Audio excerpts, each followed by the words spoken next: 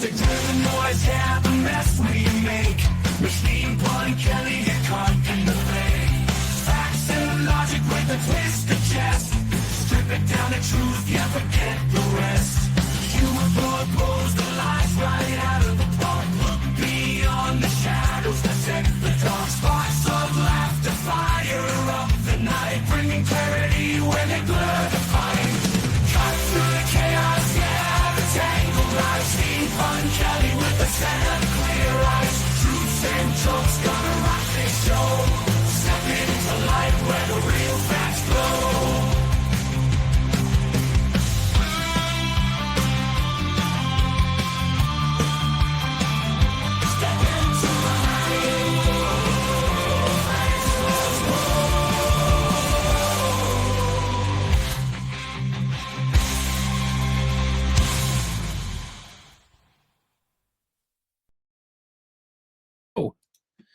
And welcome to the Pun Show.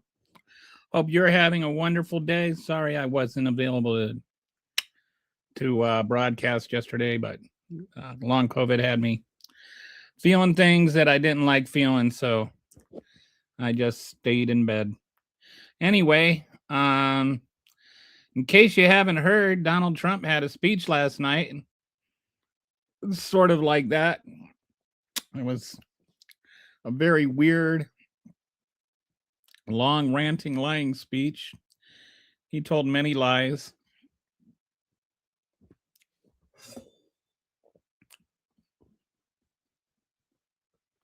He said a few true things, some sort of true things, but it's almost like the truer they were, the more disturbing they were. So, one of the things he did is he promised everybody in the military would get $1,776. And of course, I got curious about that. Like, where is he getting this $1,776 to give to everybody in the military? Because that's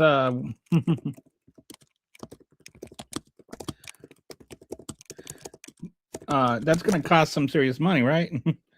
About $2.6 billion. We didn't have money for anything, and now we've got $2.6 billion just lying around. Now, he said it was from the tariffs, which, by the way, if they were from the tariffs, that's not money that was lying around. That's money that came from people that went shopping.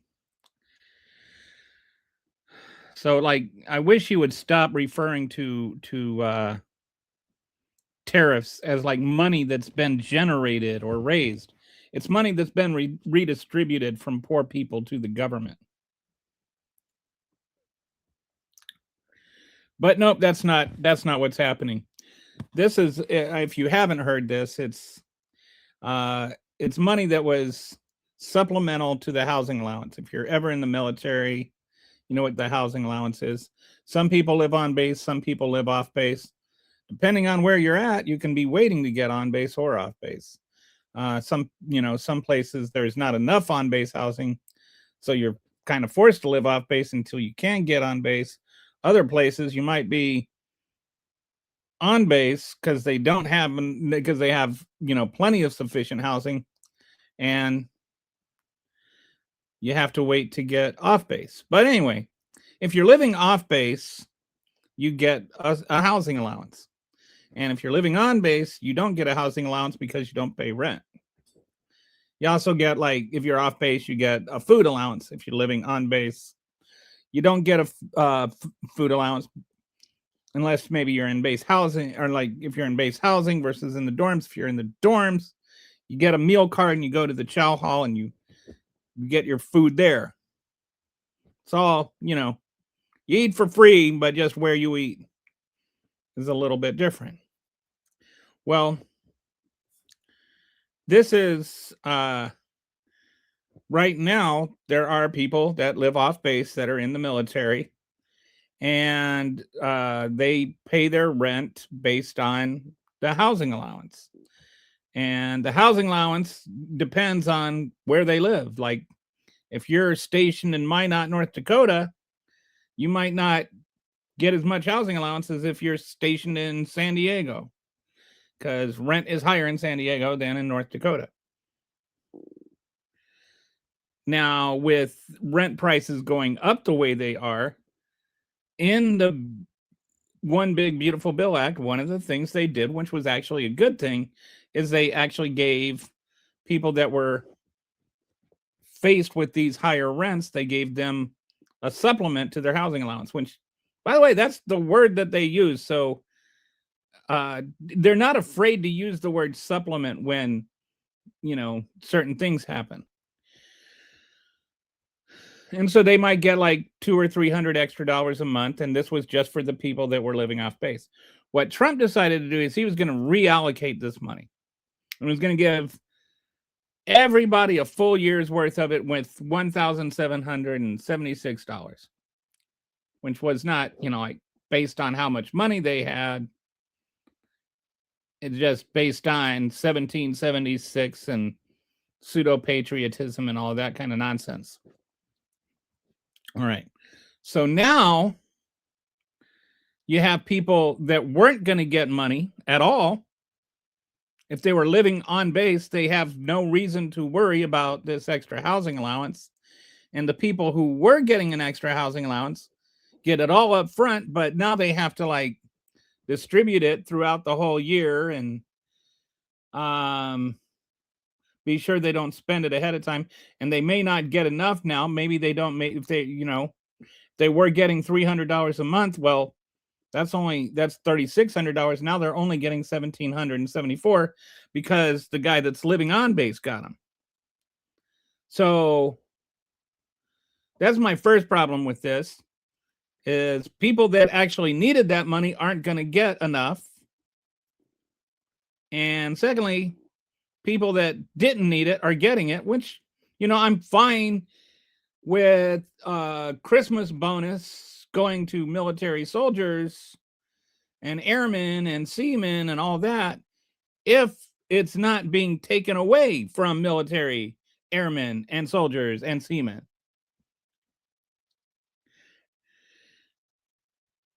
But that's what he's doing, is he's taking away, he's robbing Peter to bonus Paul. All right. That's one issue I have. The second issue is I just hate this politicization of the military. And I was in the Air Force from March 1986 to September of 1990. I got out about 2 weeks before there was a freeze because of the first Gulf War, which, nobody knew there was going to be a Gulf War at that time. Anyway, so I was there from 86 to 90. And about 4.5 years, I extended to go to Italy. And while I was in Italy, there was a parade. I want to say it was like around May of 1989. And it was the commemoration of something that had happened during World War II. It was like the 40th anniversary of it, or 50th anniversary of it, something like that, 45th maybe. Anyway, I think it was like when Italy had officially thrown out Germany of Italy or something like that. And so George H.W. Bush, the first Bush, was there and gave a speech. And then there were 2 people that were selected from each squadron on each base in Italy. So whatever service, like, and then there'd be like different organizations and, whatever. Anyway, I was one of the 2 people in my clinic that got to go march in this parade for the President of the United States. And to this day, I feel like it was a great honor to be able to go march in this military parade for my country. And after the parade, it was like pretty hot, and we were all in dress blues. And I was just glad I didn't pass out. Some of the Carabinieri passed out. They had on the big black hats. But I didn't pass out. But afterwards, George Bush went around and he just introduced himself to the American troops that had marched. And I thought that was pretty cool that he did that. So he got to me and he shook my hand, and I don't know why he asked me this. I don't think he asked everybody this, but maybe he had a suspicion. He says, did you vote for me? I said, no, sir, but I'm still honored to march for you.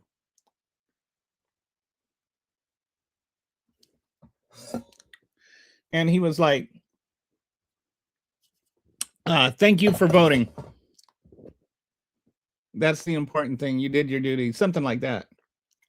And, it's just a mutual respect between a soldier and the president. I was, an airman and the president. I was an A1C at the time. I just had 2 little stripes. And I'm talking to the president of the United States, and he was being respectful towards me. He didn't care that I didn't vote for him. And I thought that's the way it should be. Like that is how things should be. And I've always thought of that when it comes to relationships between the military and the president, whether it's Clinton, whether it's H.W. Bush, whether it was Barack Obama or Donald Trump or Joe Biden, the way it should be is that the president is the commander in chief, but even as the commander in chief, he does not run the military. He's not in charge of the military. Everyone in the military, up to the commander in chief, serves the country and serves the Constitution.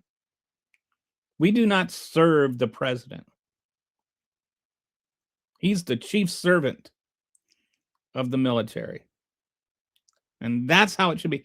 That's how it was with George H.W. Bush when he was walking around and he was introducing himself graciously to the members of the military. He was the servant in chief. And Donald Trump is not the servant in chief.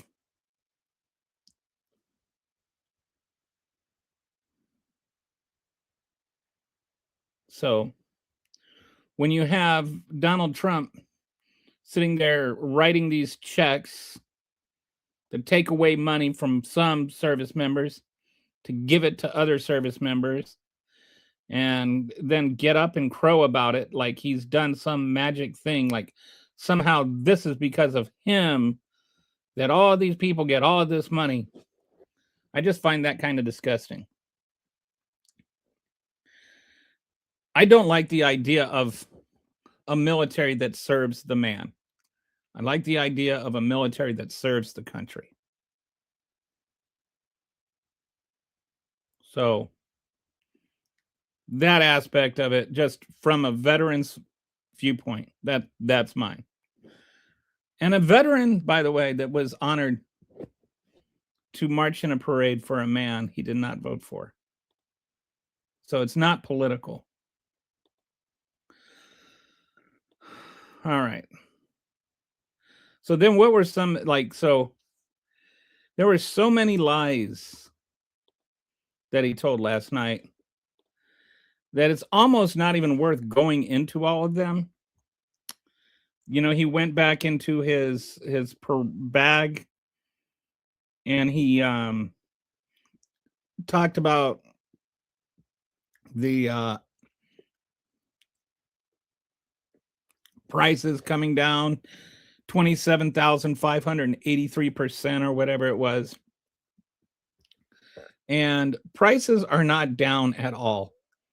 And with the exception of a couple of things, which, by the way, have nothing to do with him. All right, the price of gas is down negligibly, but not because of Donald Trump. What happened with gas and the reason the price is down is that the reason it was up in the first place is that OPEC Plus was producing less oil. So the international price of crude oil was down or was up because there was less demand internationally. Then on top of that, you had the war with Russia and Ukraine going on. You had the Gaza war going on. So you had all of these conflicts going on that were cutting back the availability of oil And so that drove the price of oil up. And then because the price of oil was up, the price of gas was up. In addition to that, during the pandemic, they started producing less oil because the demand was down. And then when we started hitting the post-pandemic recovery and everybody started driving again, there wasn't enough gas. So that was demand and supply. Lots of demand, little supply.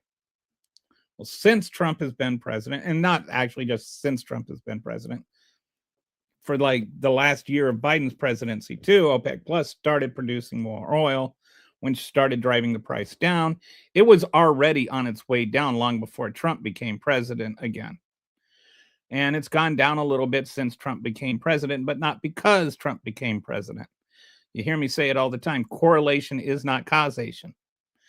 And the other thing, and when prices were going up early during President Trump's second term, I was saying you can't blame him for that. And that was like the price of eggs. The price of eggs over the first few months were going way up, and people were making jokes about the price of eggs and stuff like that because everybody had blamed Biden for the price of eggs. And it wasn't Biden's fault when the price of eggs went up either. It was the avian flu's fault. And the avian flu meant there were less chickens, and less chickens meant there were less eggs, and less eggs meant that the prices were higher.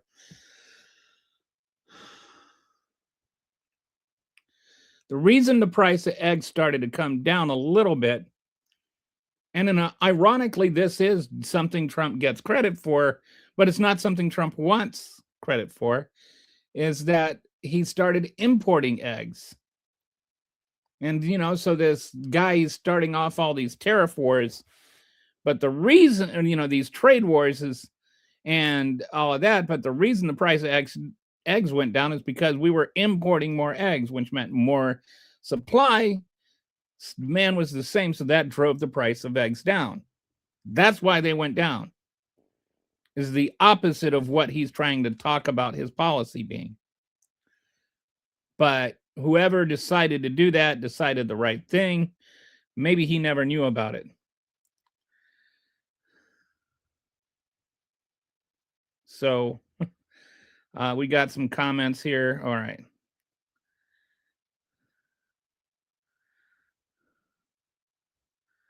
Wow. Okay, we serve Jesus Christ. Not in the military.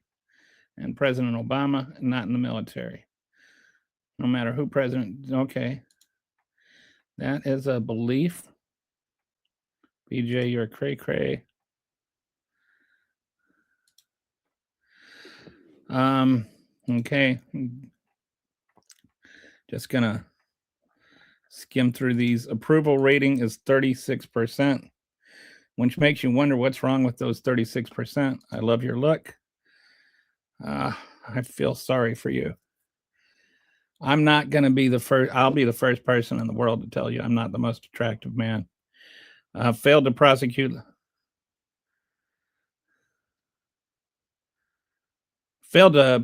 Letitia James because Letitia James didn't commit any crimes.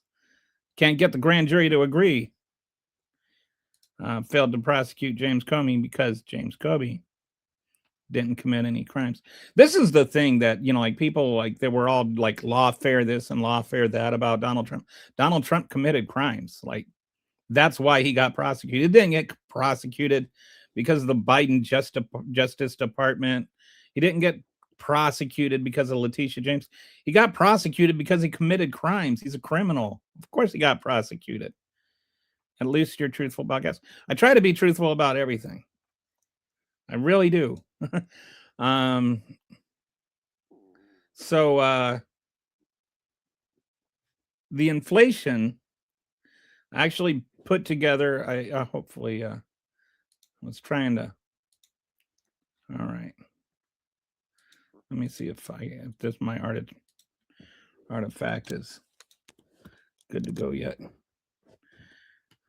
All right, Cloud, don't let me down. All right.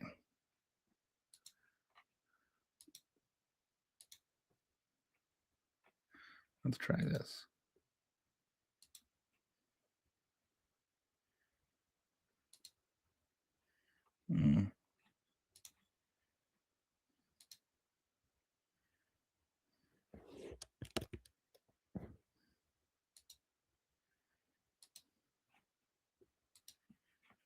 All right. I don't think my artifact is going to come up, so I won't use it. I'm just going to talk about inflation for a little bit and the 2.7% inflation rate.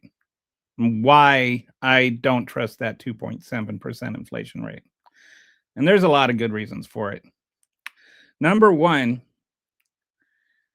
the data that they use, they generally use the same data from, like consistently from the same places, the same items every month, so that, it's not, it's apples to apples and not apples to mangoes or whatever, or even Granny Smith apples to Red Delicious. Like, what happened though is they fired the BLM director because they were afraid the BLM director was like rigging the numbers because of they didn't like the job performance numbers that they were getting. I mean, this was literally shooting the messenger, except they were just firing the messenger instead of actually shooting them. They never said what numbers were cooked or how or why or whatever. But then we haven't had like an uncorrupted inflation report since that BLM director got fired. And we haven't gotten a new one yet. We've got just like a Trump stooge in her place. And so what happened then, that happened in August, and then September was the last inflation report, but that one had already been kind of put together. Then in October, there was no inflation report because of the shutdown. And this was a bit dicey because in previous shutdowns, this is considered a non-emergency thing that is not automatically funded, but previous presidents, including Trump in his first term, had always just funded it anyway during shutdowns because it's very essential. And so this is the first time in the history of, recording these numbers, we have gone a month without actual data. And so then the number for November is from both September and October, or from October and November. It's not just, it's adjusted from September. So it's 2 months worth of data all wrapped up into one, but it's not the same data. And because, we don't know what that is. And so then the department just said, well, we just, adjusted. This is adjusted data. And we don't know what that means. And they're not telling us what that means. They're being really opaque about where these numbers are coming from. And not all of it's there. And for all we know, they did the same thing with they did with the turkey stunt for the Thanksgiving dinner, where it's like a different basket, but it's not quite the same food in the same baskets. And there's loss leaders in there and all of that kind of stuff. So we don't know. We know how this administration operates. It does a lot of dishonest things, and it does a lot of shady things. And, I'm not saying that alone makes them suspect here, because, BLM is traditionally non-political. But when you combine the things, the previous person was fired for being honest. The new person is shady. The lack of data. And then this filler data that's a mystery as to what it is. And the Trump stooge in their place, it all is just kind of sussy sus to me. Like, and even when you put all of that together, there's a reason that there was an expected 3.1%. It's not like the private market doesn't have their own ways of looking at these things. And so there's a reason it was significantly lower than what people thought it was going to be. because people thought it was going to be higher for good reasons.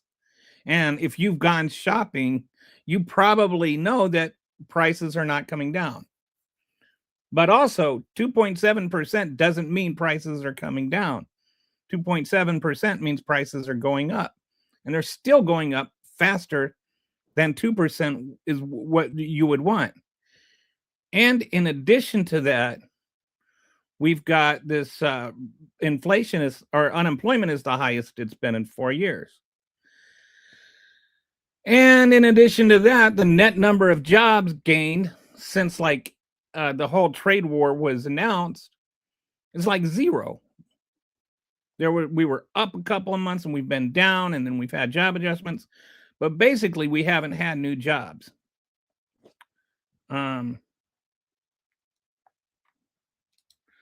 So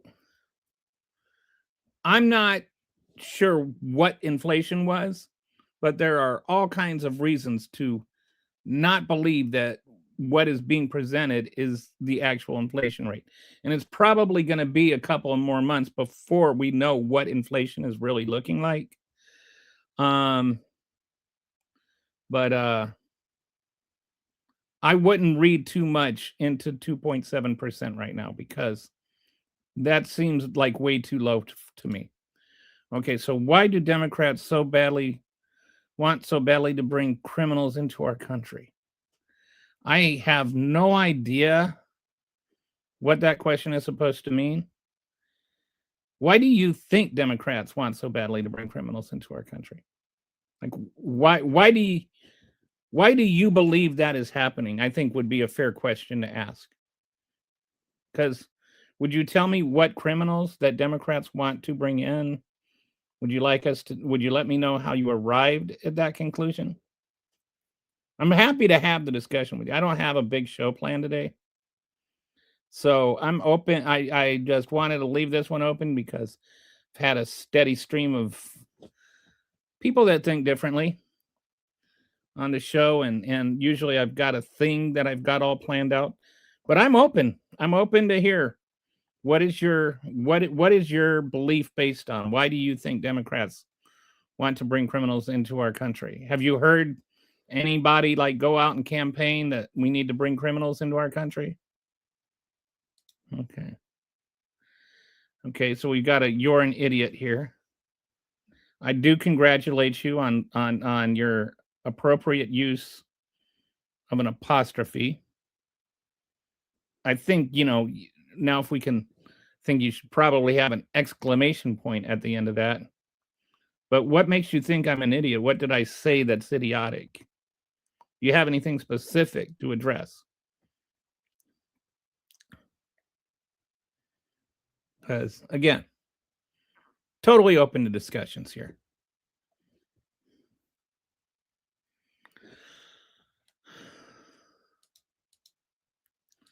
But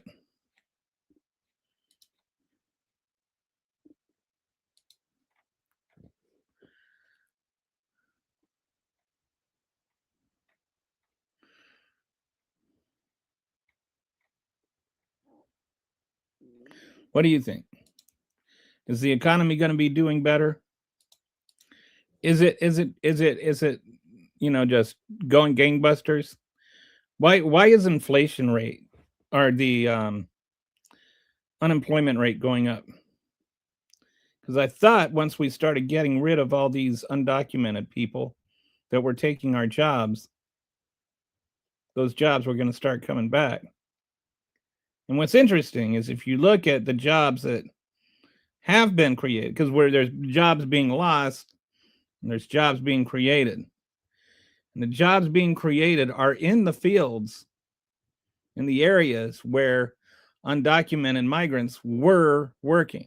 So these are things that are not so much in agriculture, but you see a lot in like the healthcare industry, where like entry-level jobs, or things like personal caretaker, not doctors and nurses. Those jobs are getting filled. Another place they're being filled is, excuse me, I've got a reflux issue. Sorry. That's why it always seems like I'm hiccuping and refluxing during these shows. But the jobs that are being lost are more high paying jobs, and the jobs that are being filled are lower paying jobs. And for right now, there's real inflation. Like, people get this confused. They'll talk about like real wages, and they'll compare real wages to inflation. Real wages are wages adjusted for inflation. So if real wages are up, that means that they're going up faster than inflation, which means your money, your dollars have more buying power. And real wages have been going up basically since 2023. Like, after the major inflation surge started to slow down, ever since then, real wages have been up. And I think the last I checked, they were up like 6.7% since 2023 or something like that. Not a lot, but a bit. But when you start peeling back some of those numbers, it's interesting because they're going up a lot faster for the top 20%, and they're going down for the bottom 80%. And when you look at a lot of these numbers, you have to like look at quintiles, they're called, which is like, there's a quintile is 1/5. And so you got like your bottom 20%, your second 20%, your middle 20%, your next 20%, and your top 20%. That's the top quintile. And typically what you look at, or when you're looking at wages and things like this, nowadays, the top 20% are doing really well, and their wages are going way up. But everybody else is going down. So like for 80% of the country, the real wages are going down, even though overall it's going up. And so you can say, well, how does that make sense? How can it be going up for the 20% and then down for the other 80%? Let's say you have 5 people, all right, and they all make $25 an hour.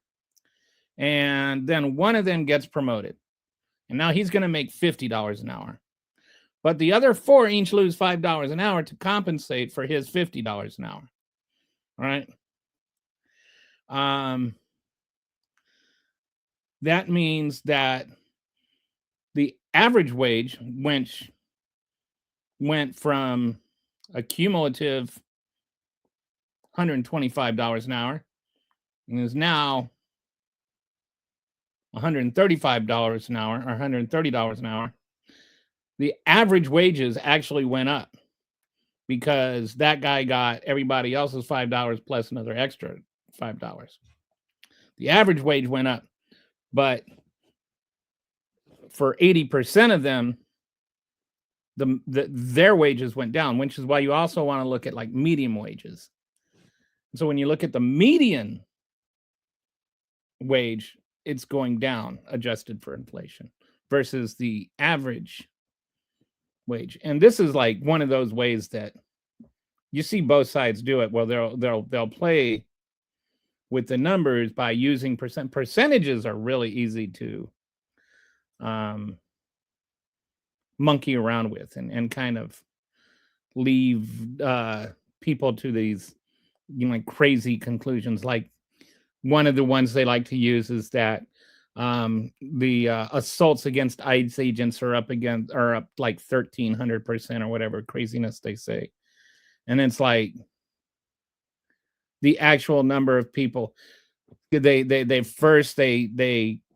started counting what constitutes an assault on an ICE agent differently. There's so much more ICE activity that there's just more incidents because there's more activity. Then they're actually creating a lot of these incidents. Like, they'll pull a guy out of his truck for filming them, because filming an ICE agent is a form of assault now. and they'll beat the crap out of him, and then they'll take him to jail, and they'll leave him there for 2 days, and then they'll finally say, okay, you're a citizen, you can go, and then they just let him out. So the vast majority of these people that are assaulting ICE officers are never getting charged with assaulting ICE officers, but they're still being counted as an incident, even though the incident was just the ICE officer assaulting the civilian. And and so they'll say 1,300%. The number of people, believe it or not, like this, I thought there would be, something more dramatic than this, but the actual number of people that have been convicted of assault against an ICE officer in 2025 is 1. The number of people that were convicted of assaulting an ICE officer in 2024 is 1.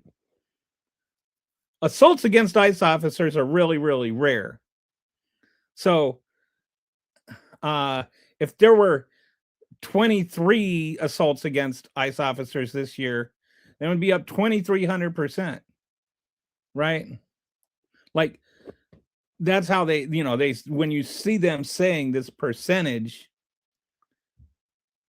it's because there's a really low overall number. And when you're talking about a real overall baseline number, it's easy to make percentages sound really big. Okay. Say bye to Obamacare. Mike Johnson said no on the vote. There will not be a vote before the end of the year on the Obamacare. Haha. Okay. I don't understand why that's funny. And I mean, it's not entirely true. What's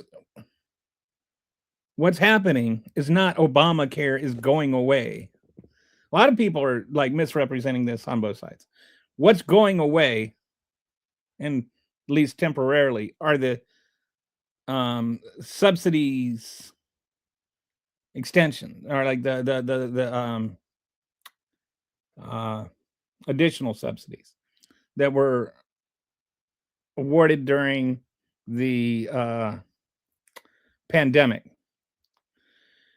And there's still subsidies there either way. It's not like they're getting rid of all of the subsidies, and people on the left need to tone down that rhetoric. Just the additional subsidies. And then there's all kinds of like just wrong rhetoric about this that everybody's, on the left and the right are getting wrong. But the main thing is, it's just the additional supplements that can go away. And there's a vote that they're going to have when they get back. Mike Johnson said, I did everything I could to have a vote, but I just couldn't have one. And it's like, well, what prevented it, Mike? Aren't you the Speaker of the House?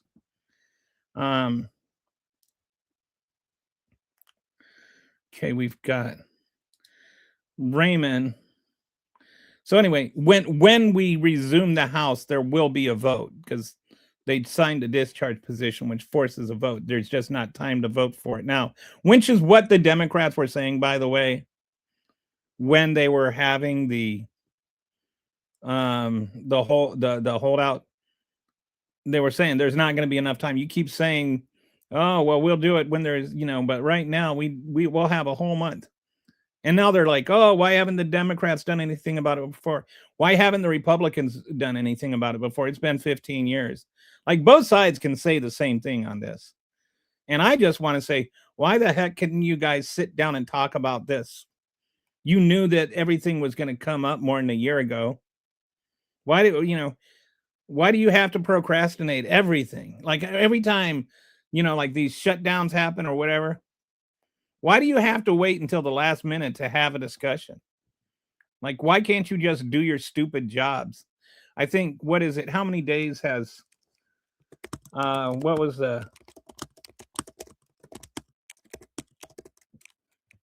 many days has the House been in session this year? 87 days.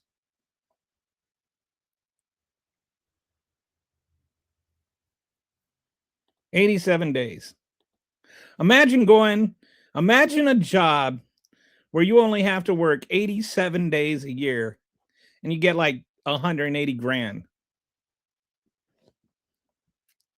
It's not bad, right? Okay, President Obama. I don't know what y'all want. Unalive people on healthcare, y'all terrorists. Oh, somebody wants to. He's saying the Republicans want to unalive people that need healthcare. I really wish that the healthcare discussion could happen. Like, what's really wrong with it? This is one of those things where, like, honest discussion is required. Healthcare savings account help nobody. I mean, that's junk. That's like saying that you can get better mileage out of a car by having square tires. I mean, it's really that dumb. Healthcare savings accounts are dumb. They're just dumb. They are dumb squared to the exponent of dumb. Like dumb, that dumb. But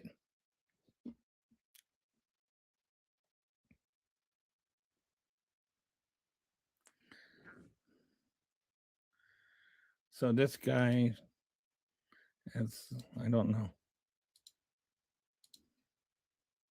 I don't know if this is a real person.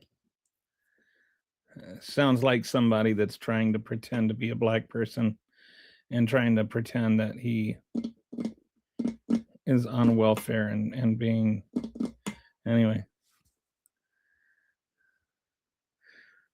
When you worked, you put that system. That's why you get free stuff. Okay. He's black. I am black, brother. Okay.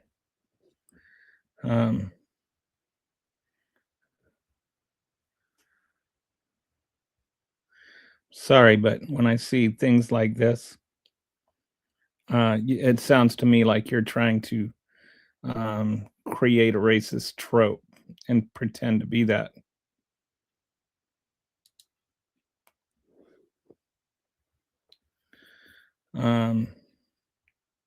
I just don't like racists. Do you have anything anyway?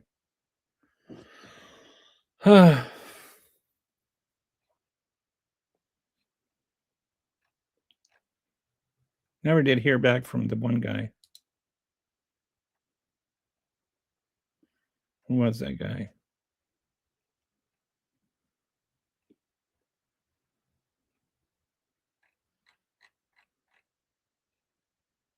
I mean, you might be, but I don't understand why you're saying EBT. Like, oh, you know, I mean,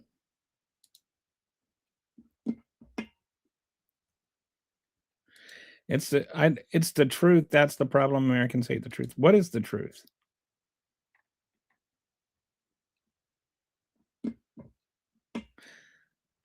EBT the best. I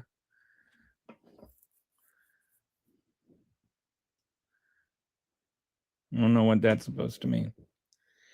So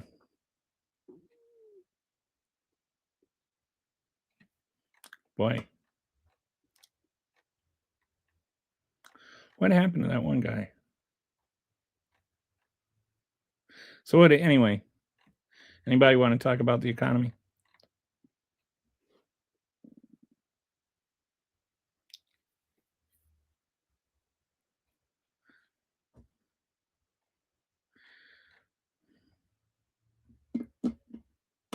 I think that's about all I got today. Not much of a show today, sorry. Didn't really plan one, still not feeling up to anything. But I do want to mention one thing. I don't know if one thing that I do think a lot of people agree on, regardless of your politics, like one of my favorite, YouTube channels is like actually pretty, far right, because it covers the same content. And that's like healthy eating. And I eliminated like all real processed foods from my diet about a year ago, and I've lost about 60 pounds since then. And I'm not on a diet in the sense I haven't cut out sugars or carbs, or I don't watch what I eat. I don't count calories. I don't get into food ratios. I haven't eliminated any food groups. I just eat what I want when I want, but I make sure that I cook it myself, or that, I know what's in it. I Only cans I open are for tomatoes, and then it's just tomatoes for tomato sauce or tomato paste or whatever, because using fresh tomatoes can get kind of expensive that way. But for the most part, I prepare my own food. I don't open cans. I'll do frozen vegetables maybe. But one of the things I've really started doing that I love is milling my own flour and uh, using that to make my own bread. And you will be amazed if you've never had fresh milled flour. You would be amazed how much better bread tastes, or how much bread tastes at all, if you have bread made with fresh milled flour. And I don't use cooking oil that much either. I tend to use a lot more solid fats. I'll use some avocado oil sometimes, but for the most part, I'll use solid fats. I render my own lard. It's really easy to do, and definitely solid fats tend to be a lot better for you than liquid fats, which is not what they've been telling you for years. But I'll grind my own grains and mill my own flour.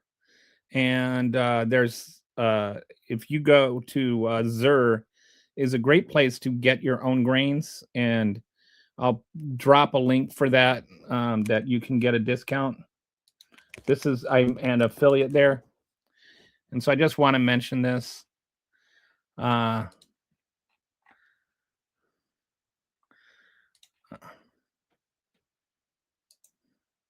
you can just go to azur.com and then use my affiliate. You can use this one, Kelly Scaletta 1. That's who I am, Kelly Scaletta. And it's kind of cool if you've never used it. It's you can have it mailed directly to your house, but it's a little more expensive. Or they have like these little community drops where they have a truck that comes around once a month and it drops off the food for that whole area. And it's like everybody kind of gets organized and everybody works together to unload the truck. And it's actually pretty cool because you get to meet some people and talk to some people, and it's generally people that are pretty friendly. And it's just it's in an age when it's getting harder and harder to meet strangers. It's kind of a neat way to meet people, and you get your grains and you go home. And like I checked, the prices there are really cheap. I can get a 25-pound bag of organic hard red wheat, for instance, for like $21, which is even cheaper than red flour. Or like if you ever get like organic bread flour, it's going to be the hard red and that's milled. But the flour itself, like even if you get whole wheat flour or whatever, the nutritional difference is just dramatic between that and fresh milled flour. And beyond that, because you're still missing part of the wheat, even with whole wheat, and also you start losing some of the essential vitamins and stuff. It starts to diminish the nutritional value of it starts to diminish the minute that you grind it.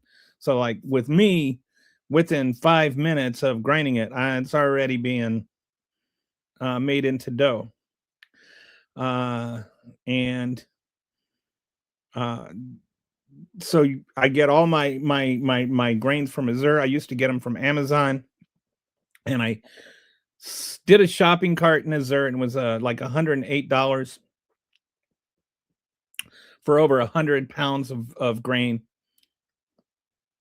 and I went and looked for the cheapest prices I could find on Amazon,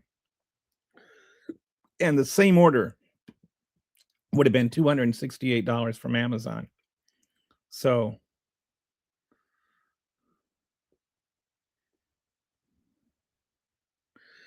I so anyway, highly recommend that. And if you use that link, that or if you use that discount code, you'll get like a 20% discount, I think it is. You must eat wheat bread. I do eat wheat bread. Boil eggs. I eat eggs all kinds of ways, and I have not drinking soda pop in a long time. I don't eat anything that's like super duper processed. I mean, I'll eat minimally processed foods, like, sometimes like frozen carrots are actually better than fresh carrots sometimes because they are frozen as soon as they're harvested, and the fresh carrots you're getting like or might be 2 or 3 weeks old.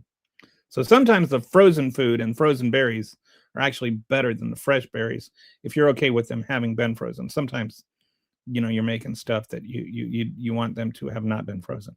Anyway, so Zur.com, if you are looking for grains and stuff, they also have all kinds of other foods and whatnot.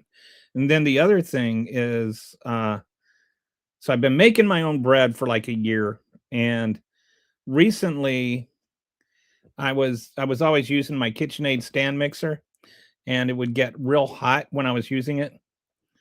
And so I started thinking there's got to be a better way to do this. So I started looking at, they have these stand mixers just for that are more for making doughs. And Nutrimil is my grain is a Nutrimil. Or my mill is a Nutrimil classic, and I love that. It's like I just pour in the grain, turn it on, and then I've got flour. It takes like 2 minutes. So I found this one mixer. It's called an Artisan mixer, and so I got that. It was on sale for Christmas. You can still get one on sale, and the bread that I had, my first loaf of bread, I kid you not, it's going to sound like I'm saying this, but the bread was so good. The very first bite I had of it, I was like, oh man, I want to, like tell people about this, but it's like $220 or something to buy one. So I was like, man, it'd be nice if people could get a discount on this if I, told them. And if you follow me on Twitter or Blue Sky, I talk about my cooking quite a bit. So this isn't just like a bit I'm doing. I'm like not, like that dude can cook quality cook, but I like to cook. And I've been talking about my bread for a while, so you know about this. So anyway, I was like, if I want, I want people to be able to try this bread. And so I actually wrote Nutrimil and said, hey, can I become an affiliate? Strictly because I wanted to be able to people to get a discount. And so if you go to Nutrimil.com and you use the code MPK20 like this, then you can get a 20% discount on anything there. But I even started looking into like why, like I'm me, and I'm, I don't know if you figured this out from my podcast here, but I'm like a guy that always likes to peel the onion and get deeper and deeper into the details. And I was like, why does this thing work better? And it turns out there's actually a real valid reason. And the reason is that the way bread rises is that the yeast eats the sugars, and then it releases them through a gas, kind of like, I'd say it's kind of like a yeast fart. And that yeast fart, it inflates these like little gluten balloons. Like the gluten stretches out, and then the carbon dioxide is what's inflating it. And so the yeast is eating the sugar from the flour, and then it's farting and it's filling up this little gluten balloon, and that's why you get that puffy, airy dough when you let your dough rise, and that's what causes um, your bread to rise in the oven. What happens in the oven is it goes through a few stages, and the middle straight stage is when it gelatinizes, and so there's this kind of foamy stuff that develops in this little yeasty fart balloon, and when it gets to a certain temperature, it pops, and then that gelatiny stuff starts to firm up and becomes bread. And the reason that you get this breadcrumb where it like looks at all these little cells and everything, that's like the arrangement of those little yeast balloons that were made and popped and turned into bread. Now, when you make regular bread, or when you make bread with the KitchenAid, it works by it's got its dough hook and it's spinning around really fast and it's slapping the dough against the sides and smacking it around like a boxer. And that creates friction and that causes the heat to go up, and so then that starts activating the yeast, and it starts eating up that sugar and farting early while it's still being kneaded. The yeast is farting. You want to save those farts.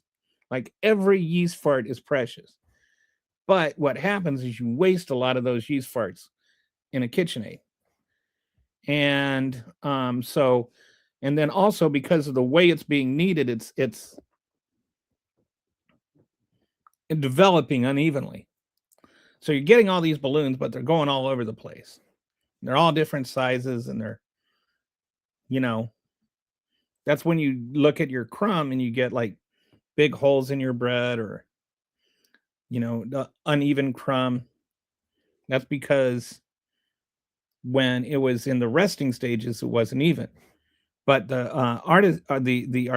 artisan, what it does is it has a paddle that's a little different, and it like stretches and it pulls the dough, and its shaft is at the bottom, and so it's like spinning around, and it's kneading the dough and it's stretching the dough, and then it's more like it's designed to mimic hand kneading. So what happens is and it doesn't, because it's going more slowly, it's using torque more than speed to get it done. It's like if you ever, like you're going a car uphill, and if you've ever driven a stick and you drop it in a second because you're going uphill, you need that extra torque. It's the same principle. The artisan has more power, but it's delivering it through torque rather than through speed. And so this is like a more methodical, slow, even kind of distribution. And then it's like if you've ever had a massage and you go and you lay on the massage table after you're done. After you're done with the massage, you go home, you take a nap, and you start, farting away. It's the same principle. That yeast, it starts farting once you start resting it for the rise. So you're saving every single precious yeast fart. So you get a really nice, even dough rise. That means your bread ends up being more even, and it means that you have more control over your bread. Anyway, didn't mean to go on this long about it, but I just found it interesting because I get fascinated by these things and like how things work. And it's just like, wow, so much of bread making I never even thought of before. It's just in the kneading process and keeping your dough at a nice cooler temperature, and like making it a slow and even distribution in terms of how it's kneaded. So anyway, if you got a couple of $100 extra and you want to buy one, MPK20 on NutriMill.com, or if you want to give your mom, your wife, or your husband, because some of us dudes do bake.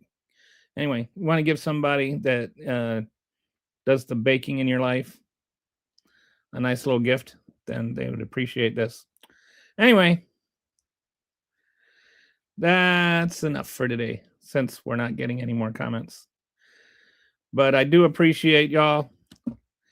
And hopefully I'll be here tomorrow. And hopefully we'll have like a more of a show tomorrow. Today was kind of spontaneous. Mrs. Pun was like, "Are you going to do a show today?" And I was like, "I don't know."